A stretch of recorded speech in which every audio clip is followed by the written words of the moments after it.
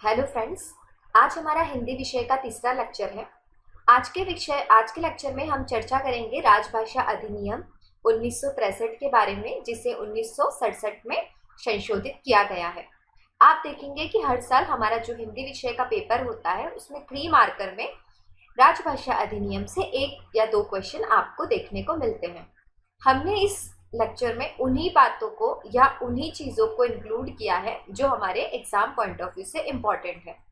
तो सबसे पहला क्वेश्चन ये बनता है कि देखो, आप जब बुक में देखते हो तो आपको एक पूरी पृष्ठभूमि दिखाई जाती है कि ये पृष्ठभूमि थी और इसके चलते राजभाषा अधिनियम लाया गया और इसमें इस राजभाषा अधिनियम के अंतर्गत ये बातें हैं। पर हमारे एग्जाम में कभी पृष्ठभूमि नहीं पूछी गई है और पृष्ठभूमि से कोई क्वेश्चन नहीं बनता है। हमें सिर्फ अधिनियम और अधिनियम के अंतर्गत जो भी धाराएं हैं उन्हें याद रखना है। तो सबसे पहले तो आपसे ये पूछा जा सकता है, ये अधिनियम कब लागू हुआ? तो ये 1963 अधिनियम है, जिसे संशोधित 1967 में किया गया। इस अधिनियम के अंतर्गत अध्याय नहीं है, इसके अंतर्गत सिर्फ धाराएं हैं दोस्तों। और राजभाषा अधिनियम के अंतर्गत हमें 9 धाराएं देखने को मिलती हैं, जिसमें धारा प्रथम जो है या जो पहली धारा है वो है संक्षिप्त नाम व प्रारंभ। तो इसका जो संक्षिप्त नाम है वो है राजभाषा अधिनियम 1963। विस्तार की यदि हम बात करें या प्रारंभ की बात करें तो इसका जो प्रारंभ माना जाता है, तो इसमें जो धारा 3 है, मतलब इसमें जो कुल धाराएं हैं 9, उसमें से जो तीसरे नंबर की धारा है वो धारा 26 जनवरी 1965 से प्रभावित होगी और उसके अलावा जितनी भी अन्य धाराएं हैं उनका प्रारंभ राजपत्र में दाखिल होने की दिनांक के साथ ही प्रवृत्त माना जाता है। तो आप याद रखें कि धारा प्रथम है नाम और प्रारंभ, संक्षिप्त नाम है राजभाषा अधिनियम 1963। इसका प्रारंभ कब से माना जाता है? राजपत्र में प्रकाशित होने वाली तिथि के साथ ही। और इसकी जो धारा 3 है विशेषतः उसे 26 जनवरी 1965 के साथ ही प्रभावित किया गया है। राजभाषा अधिनियम की धारा 2 के अंतर्गत हम परिभाषाएं देखते हैं। तो इसमें बहुत सारी परिभाषाएं हैं, जिसमें धारा 2 का जो क है वो नियत दिन के बारे में बताता है।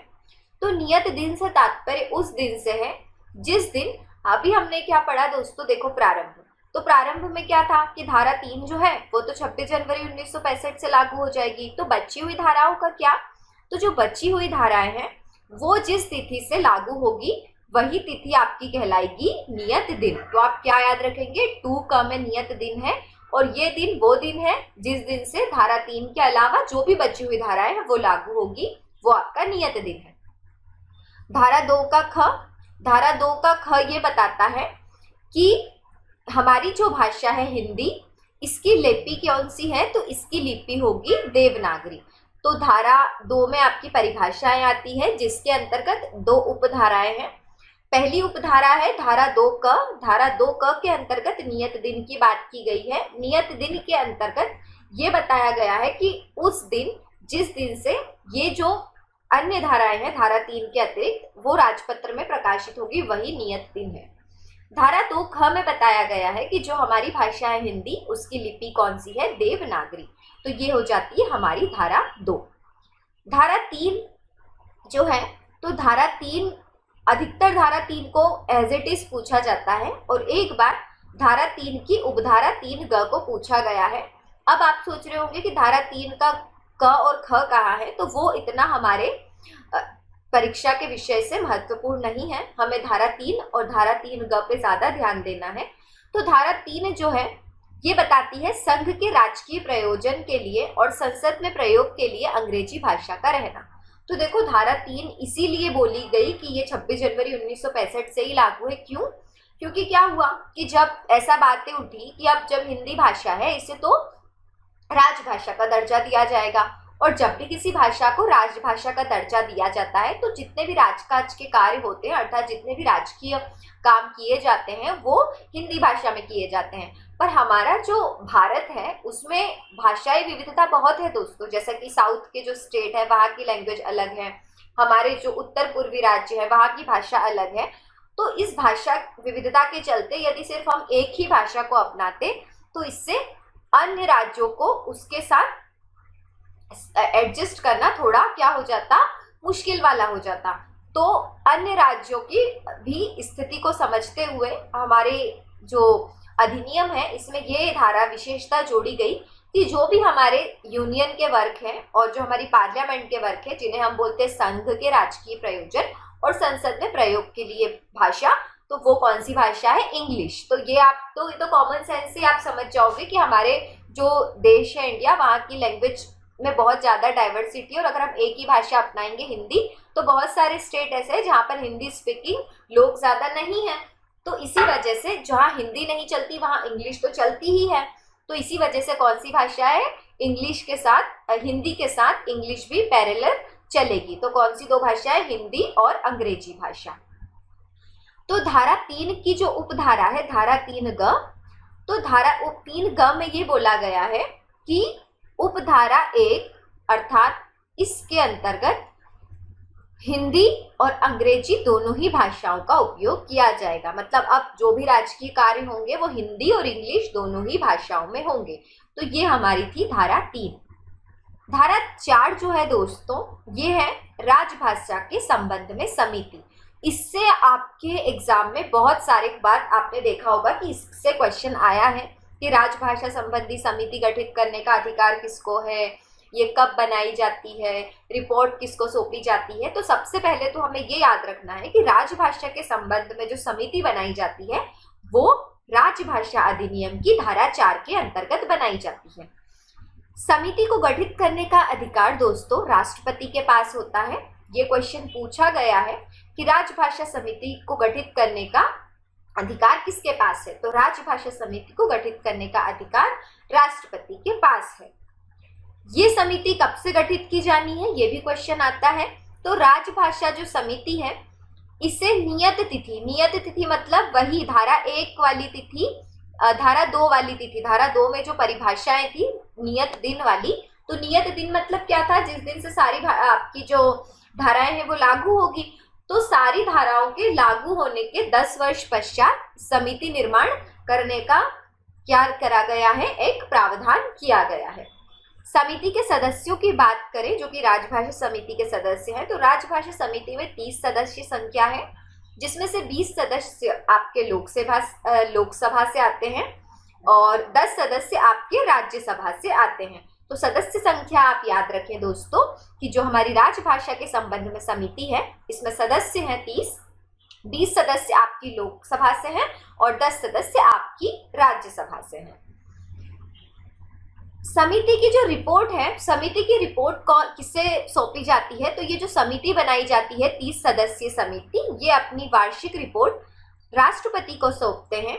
राष्ट्रपति इस रिपोर्ट को पुनः संसद के दोनों पटलों या संसद के दोनों सदनों के समक्ष प्रस्तुत करते हैं व साथ ही राज्य विधान मंडलों के समक्ष भी इस रिपोर्ट को प्रस्तुत किया जाता है।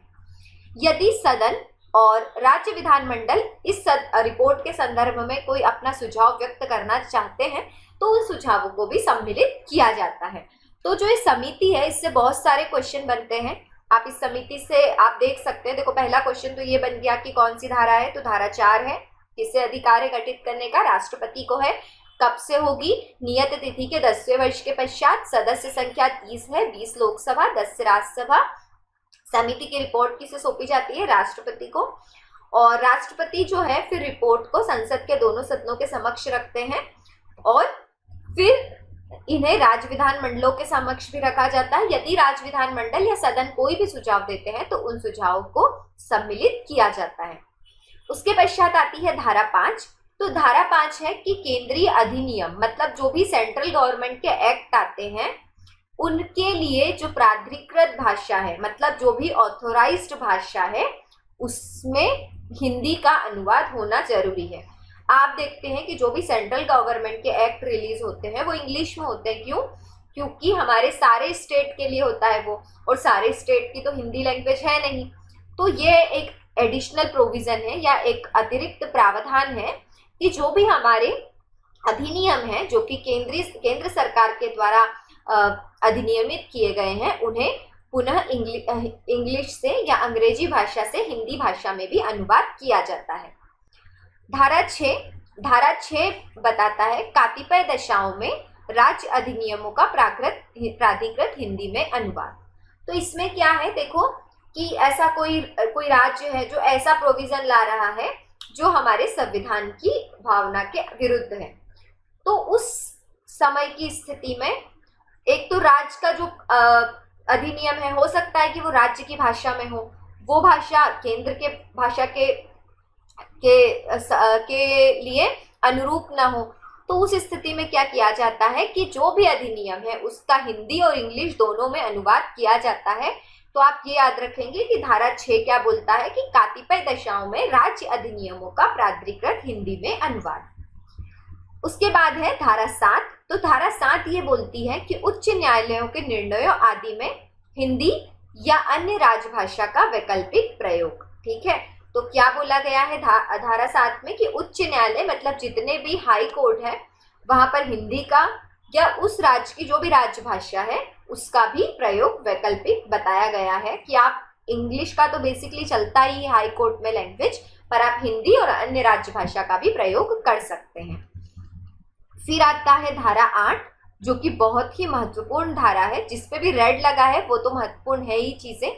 तो धारा 8 के अंतर्गत नियम बनाने की शक्ति है, और नियम बनाने की शक्ति जो है ये संसद के दोनों सदनों के पास है, और नियम बनने के बाद संसद के दोनों सदनों के समक्ष इन नियमों को 30 दिन तक रखा जाता है। यदि 30 दिन तक संसद इन नियमों को वापस नहीं पहुंचाती है तो इन्हें पारित मान लिया जाता है। तो आप क्या याद रखेंगे कि धारा 8 किससे संबंधित है? धारा 8 संबंधित है नियम बनाने की शक्ति से। धारा 9, तो धारा 9 का संबंध किससे है? धारा 9 का संबंध है कतिपय उपबंधों में का जम्मू कश्मीर में लागू न होना। तो दोस्तों वैसे तो जम्मू कश्मीर को जो विशेष दर्जा दिया हुआ था उसे अब हटा दिया गया है, परंतु अभी इस अधिनियम से इस धारा में कोई भी परिवर्तन नहीं किया गया है। तो ये धारा अभी भी अधिनियम में इसी रूप में समाहित है कि धारा 9 से तात्पर्य है कतिपय उपबंधों का जम्मू एंड कश्मीर में लागू ना होना।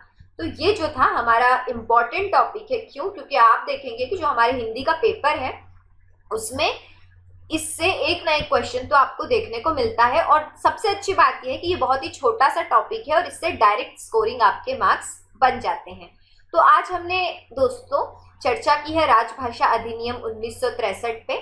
हमारा जो अगला वीडियो होगा उसमें हम चर्चा करेंगे राजभाषा नियम 1976 के बारे में। यदि आपको ये वीडियो अच्छा लगता है तो आप इस वीडियो को लाइक कर सकते हैं, हमारे चैनल को सब्सक्राइब कर सकते हैं और अपने दोस्तों के साथ शेयर कर सकते हैं।